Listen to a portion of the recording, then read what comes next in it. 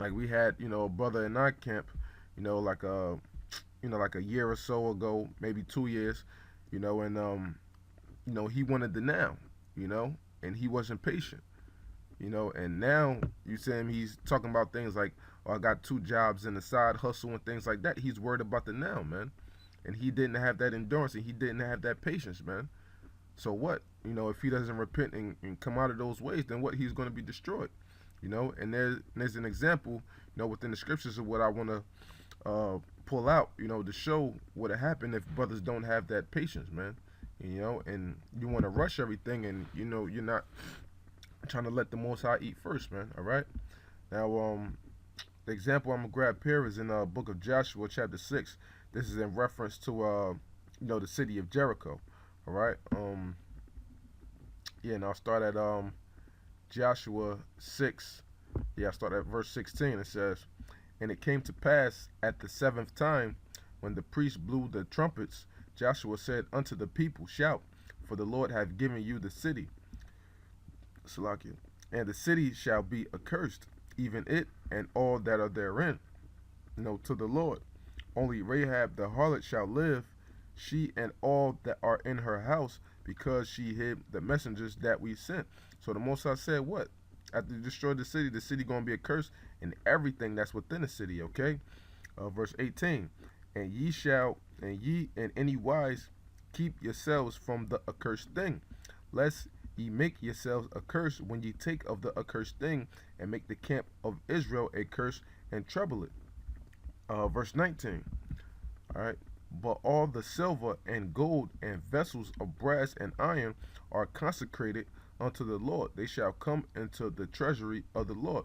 So the Lord basically said, y'all not to touch of any of the spoils for yourselves. Y'all not to gather any of the spoils of war for yourselves. For this battle, all the spoils of war come unto me. I have to eat first. Okay, that's what the Mossad's essentially saying, man. All right. So now jumping to verse 7, Slakia chapter 7. All right. This is Joshua 7:1. But the children of Israel committed a trespass in the accursed thing, for Achan, the son of Carmi, the son of Zabdi, the son of Zerah of the tribe of Judah, took of the accursed thing, and the anger of the Lord was kindled against the children of Israel. All right. So what? Achan, trespassed against the Lord. And when you look up the word Achan, the word Achan here, all right, you see what Achan means? Trouble, troubler, and what the Lord said, if you touch of the accursed thing, you will bring trouble to the camp of Israel, man. So what? This is what, how Apostle Gabar always say, the apostles, they would say what? Nomen, name prediction. So the Most High said, if you take any of the accursed thing, then you bring a curse upon the nation of Israel. And that's what his name means, Achan. So he was, basically, this was his destiny, to bring, trouble unto the nation, man, and unto himself first and foremost. All right. So let's scroll down and see, the judgment that befell Achan for doing so. All right. And it says, yeah, all right. And okay, yeah. Joshua 7:20. And Achan answered Joshua, because they pulled them out, by a tribe. They pulled out, the tribe of Judah, and they pulled the men out by their family, so on and so forth. So then, now it came down to Achan, so they pulled out Achan. Now he's speaking with Joshua, all right. And Achan answered Joshua and said, Indeed, I have sinned against the Lord power of Israel, and thus have I done. When I saw among the spoils a goodly Babylonian garment, and 200 shekels of silver, and a wedge of gold of 50 shekels weight, then I coveted them, and took them, and behold, they are hid in the earth in the midst of my tent, and the silver under it. All right. So Joshua sent messengers, and they ran into the tent, and behold, it was hid in the tent, and the silver under it. All right. And they took them out of the midst of the tent, and brought them unto Joshua and unto all the children of Israel, and laid them out before the Lord. All right. So now it says, verse 24.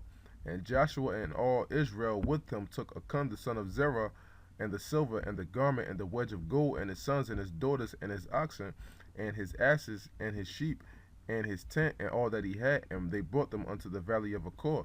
And Joshua said, why hast thou troubled us? And that's a funny thing. Why hast thou troubled us? And his name, means trouble. All right. The Lord shall trouble thee this day. So what? That's showing that the Most High will recompense you. His name prediction, was trouble.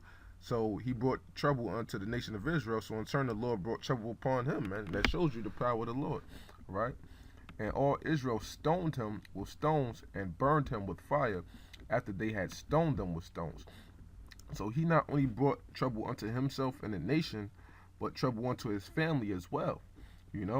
So, but if he would have been patient, and not taken of the accursed thing, he would have saw riches, man. All right, because getting into the next chapter, we see that. All right. This is Joshua 8:1, and the Lord said unto Joshua, fear not, neither be thou dismayed. Take all the people of war with thee, and arise and go up to Ai. See, I have given into thy hand the king of Ai, and his people, and his city, and his land. So right after, they destroyed Jericho, the next place they went to was Ai. All right. And thou shalt do to Ai and her king as thou didst unto Jericho and her king.